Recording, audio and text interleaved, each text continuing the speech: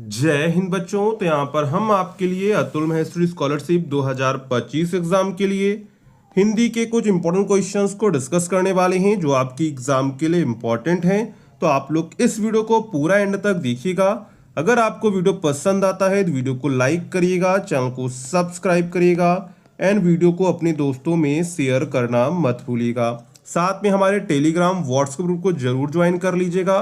वहां पर आपको जैसे ही कोई क्लास आएगी तो आपको तुरंत नोटिफिकेशन मिलता रहेगा। अब आपकी जितनी भी क्लासेस आएंगी वो आपकी एग्जाम के लिए इंपॉर्टेंट है, वेरी वेरी इंपॉर्टेंट है। तो आप लोग उन सभी क्लासेस को अच्छे से कवर कर लीजिएगा। आज की क्लास में हम लोग अनेक शब्दों के लिए एक शब्द को कवर करने वाले हैं। इसमें हम वही क्वेश्चंस को कवर करेंगे जो आपकी एग्जाम के लिए इंपॉर्टेंट हैं, जो आपकी एग्जाम में पूछे जा सकते हैं। वैसे आपके अनेक शब्दों के लिए एक शब्द बहुत सारे आपको मिल जाएंगे। ये आपका पहला वीडियो है। इसके बाद आपका एक और वीडियो आएगा जिसमें हम और अनेक शब्दों को कवर करेंगे जो आपकी एग्जाम के लिए इंपॉर्टेंट होंगे। तो आप लोग चैनल को सब्सक्राइब एंड वीडियो को लाइक करना मत भूलिएगा, ठीक है। तो यहाँ पर हमारा सबसे पहला है अनुचित बात के लिए आग्रह करना। तो अनुचित बात के लिए आग्रह करने का मतलब होता है दुराग्रह करना। इसके बाद है अंडे से जन्म लेने वाला। तो अंडे से जन्म लेने वाले को कहते हैं अंडज। क्या कहते हैं? अंडज कहते हैं। इसके बाद है गगन को चूमने वाला। तो गगन को चूमने वाले को कहते हैं आकाशचुंबी या फिर गगनचुंबी। अवसर के अनुसार बदल जाने वाला। तो अवसर के अनुसार बदल जाने वाले को कहते हैं अवसरवादी। क्या कहते हैं? अवसरवादी। अपने देश से दूसरे देश में सामान जाना क्या कहलाता है? निर्यात कहलाता है। और दूसरे देश से अपने देश में सामान आने को कहते हैं आयात। क्या कहते हैं? आयात कहते हैं। और अपने देश से दूसरे देश में सामान जाना क्या कहलाता है? निर्यात कहलाता है। इसके बाद है आकाश को चूमने वाला। अभी हमने आपको बताया था उसे क्या कहते हैं? उसे कहते हैं गगनचुंबी। आकाश में उड़ने वाला। तो आकाश में उड़ने वाले को कहते हैं नभचर। क्या कहते हैं? नभचर कहते हैं। और जल में रहने वाले को कहते हैं जलचर। क्या कहते हैं? जलचर कहते हैं। इसके बाद है आंखों के सामने। जो आंखों के सामने हो उसे कहते हैं प्रत्यक्ष। क्या कहते हैं? उसे कहते हैं प्रत्यक्ष। इसके बाद है अचानक होने वाला, यानी कोई चीज अचानक घटित होती है तो उसे कहते हैं आकस्मिक। क्या कहते हैं? आकस्मिक कहते हैं। इसके बाद है अधिकार या कब्जे में आया हुआ। तो उसे कहते हैं हम लोग अधिकृत। क्या कहते हैं? अधिकृत। क्या कहते हैं? अधिकृत कहते हैं। तो राइट आंसर हो जाएगा अधिकृत। अभिनय करने वाला पुरुष। तो अभिनय करने वाले पुरुष को कहते हैं अभिनेता। क्या कहते हैं? अभिनेता कहते हैं। और अभिनय करने वाली स्त्री को कहते हैं अभिनेत्री। क्या कहते हैं? अभिनेत्री कहते हैं, ठीक है। अभिनेत्री। अभिनय करने वाली स्त्री को क्या कहते हैं? अभिनेत्री कहते हैं। और अभिनय करने वाले पुरुष को अभिनेता कहते हैं, ठीक है। इसके बाद है अनुकरण करने योग्य, यानी अनुकरण का मतलब होता है पालन करने योग्य। क्या है? अनुकरण का मतलब क्या होता है? पालन करने योग्य। तो अनुकरण करने योग्य का मतलब क्या है? अनुकरणीय। क्या हो जाएगा? अनुकरणीय, ठीक है। इसके बाद है आदि से अंत तक। तो इसे कहते हैं आद्योपांत। क्या कहते हैं? आदि से अंत तक को क्या कहते हैं? आद्योपांत कहते हैं, ठीक है। इसके बाद है अपने कर्तव्य का निर्णय ना कर सकने वाले को क्या कहते हैं? किम कर्तव्य विमूढ़। क्या कहते हैं? किम कर्तव्य विमूढ़। अनुचित या बुरा आचरण करने वाला। तो अनुचित या बुरा आचरण करने वाले को क्या कहते हैं? उसे कहते हैं दुराचारी। क्या कहते हैं? दुराचारी कहते हैं, ठीक है। इसके बाद है अपना हित चाहने वाला। तो अपना हित चाहने वाले को कहते हैं स्वार्थी। क्या कहते हैं? उसे कहते हैं स्वार्थी, यानी अपना स्वार्थ चाहने वाले को क्या कहते हैं? स्वार्थी। मतलब कि अपना लाभ चाहने वाला या फिर अपना हित चाहने वाले को कहते हैं स्वार्थी। इसके बाद है अपने देश से प्यार करने वाला। तो अपने देश से प्यार करने वाले को क्या कहते हैं? देशभक्त कहते हैं। क्या कहते हैं? देशभक्त कहते हैं। इसके बाद है अनुचित या फिर बुरी बात के लिए आग्रह को क्या कहते हैं? दुराग्रह कहते हैं। इसके बाद है आय व्यय लेन देन का लेखा करने वाले को क्या कहते हैं? लेखाकार कहते हैं। क्या कहते हैं? लेखाकार कहते हैं। इसके बाद है अविवाहित लड़की को क्या कहते हैं? अविवाहित लड़की को कहते हैं कुमारी। क्या कहते हैं? कुमारी कहते हैं, ठीक है। इसके बाद है ईश्वर में आस्था रखने वाला। तो ईश्वर में आस्था रखने वाले को क्या कहते हैं? ईश्वर में आस्था रखने वाले को कहते हैं आस्तिक। क्या कहते हैं? आस्तिक कहते हैं। तो यहाँ पर राइट आंसर क्या हो जाएगा? राइट आंसर हो जाएगा आस्तिक। इसके बाद ईश्वर पर विश्वास ना रखने वाला, तो ईश्वर पर विश्वास ना रखने वाले को कहते हैं नास्तिक। क्या कहते हैं? उसे कहते हैं नास्तिक। इसके बाद है इंद्रियों को जीतने वाला, तो इंद्रियों को जीतने वाले को क्या कहते हैं? उसे कहते हैं जीतेंद्रिय। क्या कहते हैं? जीतेंद्रिय कहते हैं। ठीक है। इसके बाद है इंद्रियों की पहुंच से बाहर, क्या है? जो इंद्रियों की पहुंच से बाहर हो उसे कहते हैं अतीन्द्रिय। क्या कहते हैं? अतीतेंद्रिय। इसके बाद है ऊपर कहा हुआ, तो ऊपर कहा हुए कहते हैं उपर्युक्त। क्या कहते हैं? उसे कहते हैं हम लोग उपर्युक्त। क्या कहते हैं? उपर्युक्त कहते हैं।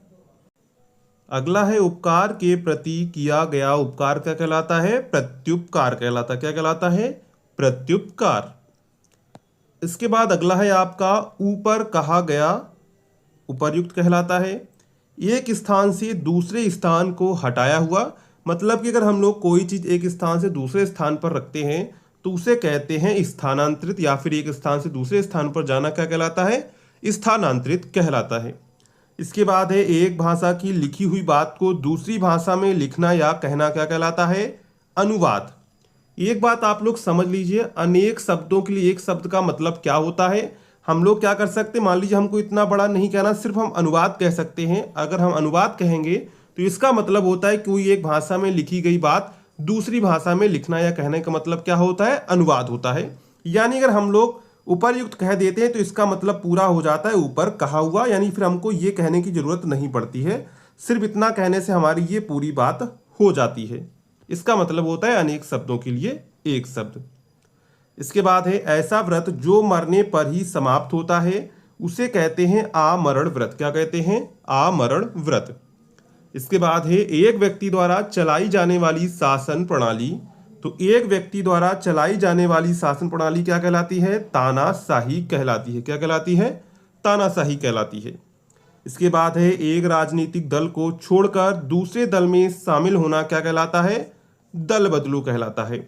यानी मान लीजिए कोई एक राजनेता है, वो एक राजनीतिक दल को छोड़कर किसी दूसरे राजनीतिक दल में शामिल होता है तो उसे हम लोग दल बदलू कह सकते हैं। इसके बाद है एक देश से दूसरे देश में माल जाने की क्रिया कहलाती है निर्यात कहलाती है, और दूसरे देश से अपने देश में माल आने को कहते हैं आयात। इसके बाद है ऐतिहासिक युग के पूर्व का समय क्या कहलाता है? प्राग ऐतिहासिक कहलाता है।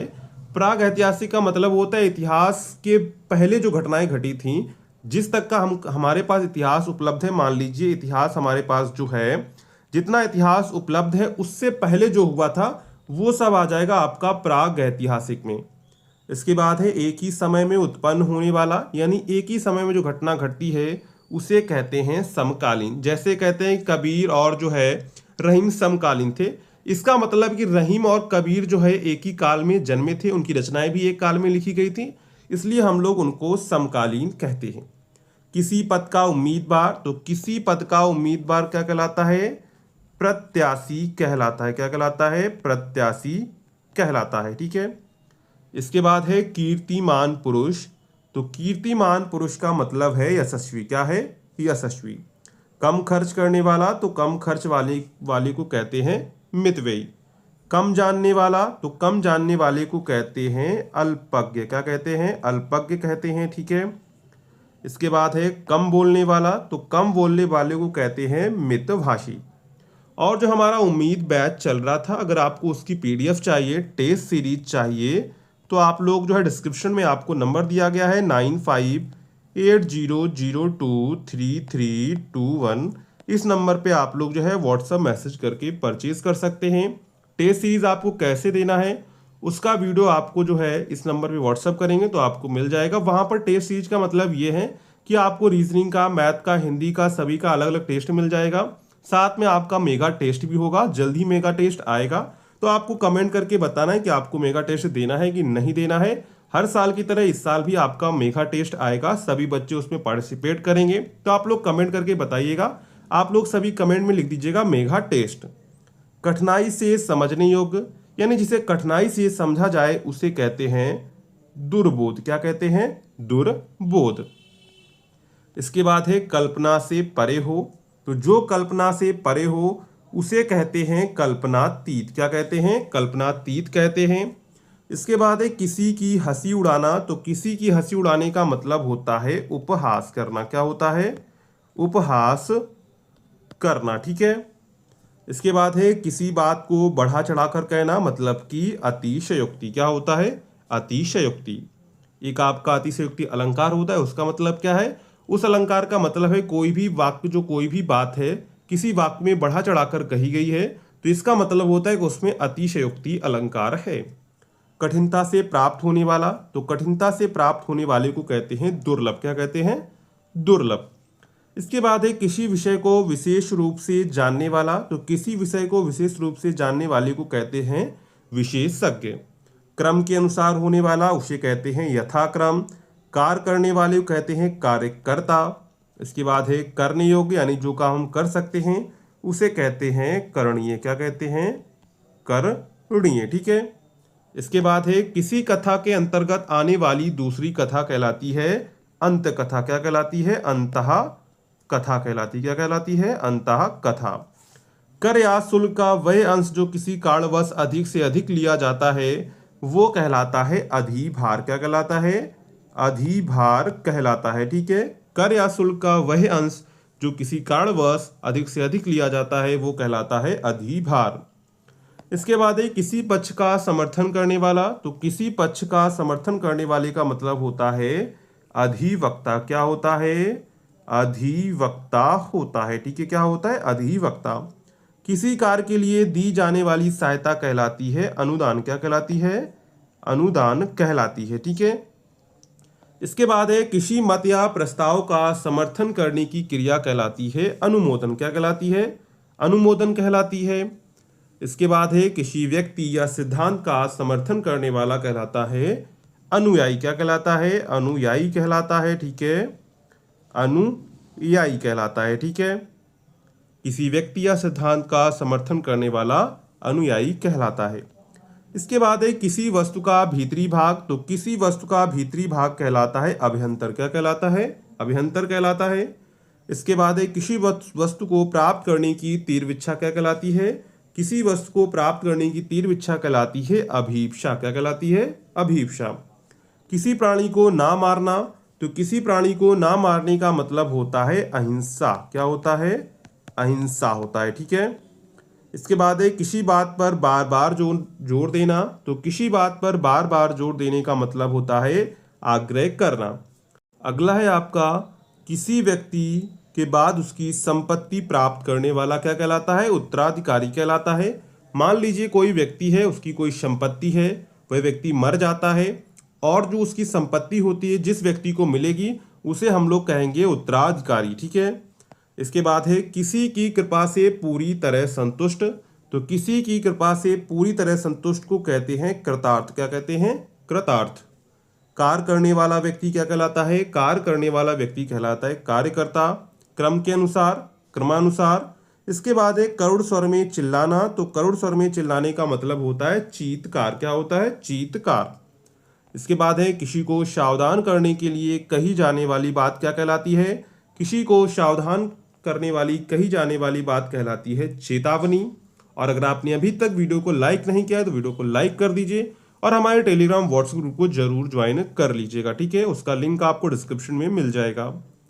किसी काम या व्यक्ति में छिद्र या दोष निकालने का कार्य क्या कहलाता है? छिद्रान्वेषण। यानी कोई व्यक्ति कोई काम कर रहा है तो उसमें आप क्या कर रहे हैं? कोई दोष निकाल रहे हैं, तो उसका मतलब है कि आप उसमें छिद्रान्वेषण कर रहे हैं। किसी भी बात को जानने की इच्छा, तो किसी भी बात को जानने की इच्छा जो है वो कहलाती है जिज्ञासा। क्या कहलाती है? जिज्ञासा कहलाती है। इसके बाद है किसी पद अथवा सेवा से मुक्ति का पत्र, तो किसी पद अथवा सेवा से मुक्ति का पत्र कहलाता है त्याग पत्र। क्या कहलाता है? त्याग पत्र कहलाता है। इसके बाद है किसी भी पक्ष का समर्थन ना करने वाला, तो किसी भी पक्ष का समर्थन ना करने वाला कहलाता है तटस्थ। क्या कहलाता है? तटस्थ कहलाता है। इसके बाद है कोई काम या पद छोड़ देने के लिखा गया पत्र क्या कहलाता है? त्याग पत्र कहलाता है। इसके बाद आपका अगला है किसी आरोप के उत्तर में किया जाने वाला आरोप क्या कहलाता है? प्रत्यारोप कहलाता है। किसी टूटी फूटी वस्तु का पुनर्निर्माण करना क्या कहलाता है? पुनर्निर्माण करना कहलाता है। इसके बाद है कुछ खास शर्तों द्वारा कोई कार्य करने का समझौता क्या कहलाता है? संविदा कहलाता है। क्या कहलाता है? संविदा कहलाता है। तो ये आपके कुछ जो है अनेक शब्दों के लिए एक शब्द से जो आपने आज की क्लास में कवर किए हुए हैं। अगर आपको ये वीडियो पसंद आई हो तो वीडियो को लाइक करिएगा, चैनल को सब्सक्राइब करिएगा एंड वीडियो को अपने दोस्तों में शेयर करना मत भूलिएगा। ठीक है, अगर आपने अभी तक टेलीग्राम व्हाट्सएप ग्रुप को ज्वाइन नहीं किया है तो उसको भी आप लोग जरूर ज्वाइन कर लीजिएगा। तो चलिए मिलते हैं नेक्स्ट वीडियो में, तब तक के लिए जय हिंद बच्चों।